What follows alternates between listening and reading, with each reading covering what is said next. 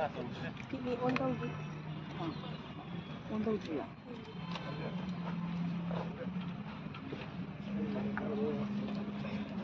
Honorable Minister Dinku, Honorable Minister aduga President Candidate Masanta, Honorable MLA Chairman Ayunsa. Kanone ay samsamna nasigi Manipur ki miyamna nasigi adumba Bharatiya Janata Party ki Amit Shah ji ne lakpa rally duda PV ki ba support aduga cooperation adugo sai flight amadi weather gi namara moira kanda kitang mayam da thagat ba hayam kang hayo du aina ayo ba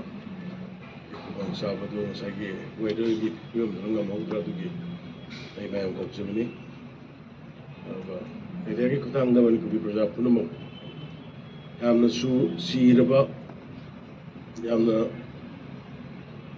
ningni launa leiraba mani ku gi tangkak sida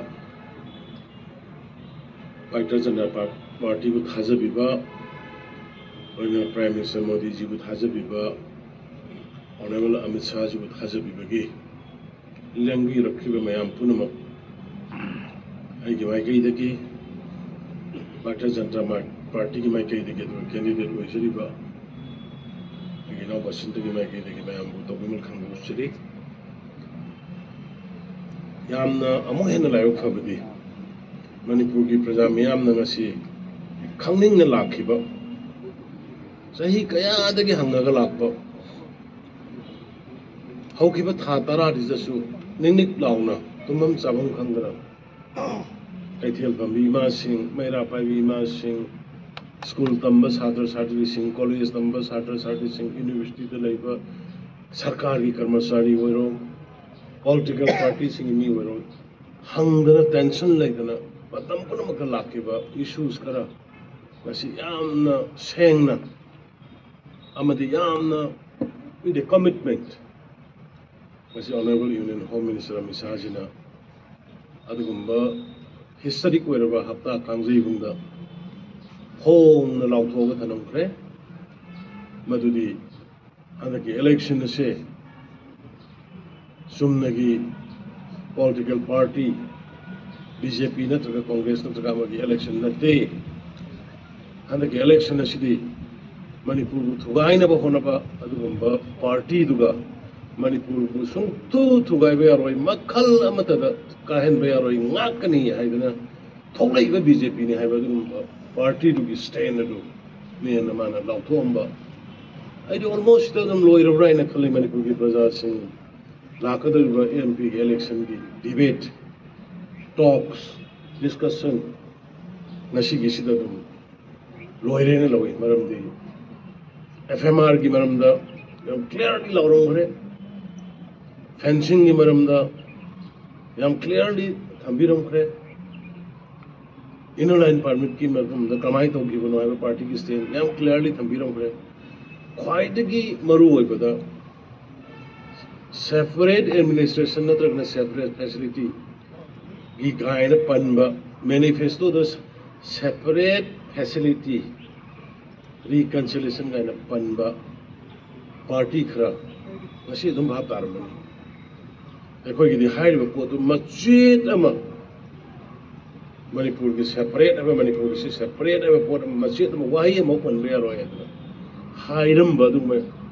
chawgraba Bharat sigi one of the most powerful home minister Amit Shah ji Adlai Manipur miyamda aikoina talakliba pandam aikoina jingnaba aikoi wakhalda leido pan penosing points do ngasi yamna clear oina yamna sengna Manipur ki praja miyamna ngasi meeting da tage na lakba sab sab wahi sing ado Honorable Union Home Minister ki tare roina na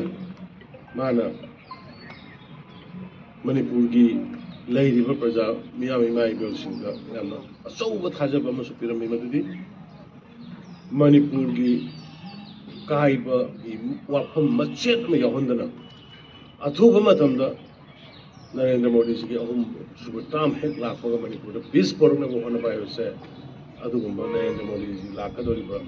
ꯁꯔꯀꯥꯔꯗꯨꯒꯤ ꯄ꯭ꯔꯥꯏꯌꯣꯔꯤꯇꯤꯅꯤ ꯍꯥꯏꯗꯅ ꯑꯗꯨꯃꯁꯨ ꯊꯝꯕꯤꯔꯝꯈ꯭ꯔꯕꯅꯤ ꯑꯗꯨꯅ ꯉꯁꯤ ꯅꯨꯡꯁꯥ ꯃꯔꯛꯇꯨꯗ ꯑꯔꯥꯞ ꯑꯔꯥꯞꯄ ꯖꯒꯥ ꯀꯌꯥꯗꯒꯤ ꯂꯦꯡꯕꯤꯔꯛꯇꯅ ꯆꯥꯎꯈ꯭ꯔꯕ ꯄꯥꯛꯈ꯭ꯔꯕ ꯂꯝꯄꯥꯛꯇꯨꯕꯨ ꯄꯨꯔꯥ ꯐꯨꯜ ꯑꯣꯏꯍꯟꯕꯤꯗꯅ ꯂꯝꯕꯤ ꯁꯣꯔꯣꯛꯇ ꯅꯨꯡꯁꯥ ꯈꯥꯡꯗꯨꯅ ꯏꯌꯥꯔꯄꯣꯔꯠꯇꯒꯤꯅ ꯁꯣꯔꯣꯛꯇ ꯂꯦꯞꯄꯒ ꯑꯣꯛꯄꯤꯈꯤꯕ ꯅꯦꯁꯅꯦꯜ ꯐ꯭ꯂꯦग ꯄꯥꯏꯗꯨꯅ ꯚꯥꯔꯇꯤꯌ ꯖꯅꯇꯥ ꯄꯥꯔꯇꯤꯒꯤ ꯐ꯭ꯂꯦग ꯄꯥꯏꯗꯨꯅ ꯅꯨꯡꯁꯥꯒꯤ ꯑꯋꯥꯅ ꯈꯥꯡꯈꯤꯕ ꯃꯌꯥꯝ ꯄꯨꯝꯅꯃꯛꯇꯨꯁꯨ ꯑꯩꯒꯤ ꯃꯥꯏꯀꯩꯗꯒꯤ ꯄꯥꯔꯇꯤꯒꯤ ꯃꯥꯏꯀꯩꯗꯒꯤ ꯃꯌꯥꯝꯕꯨ ꯍꯟꯅ ꯑꯩ ꯊꯥꯒꯠꯆꯔꯤ ꯍꯥꯏꯗꯅ ꯑꯩ ꯃꯦꯗꯤꯌꯥꯒꯤ ꯈꯨꯠꯊꯥꯡꯗ ꯃꯌꯥꯝꯒꯤ ꯇꯧꯏꯃꯜ ꯈꯪꯕꯗ ꯎꯠꯆꯕꯅꯤ꯫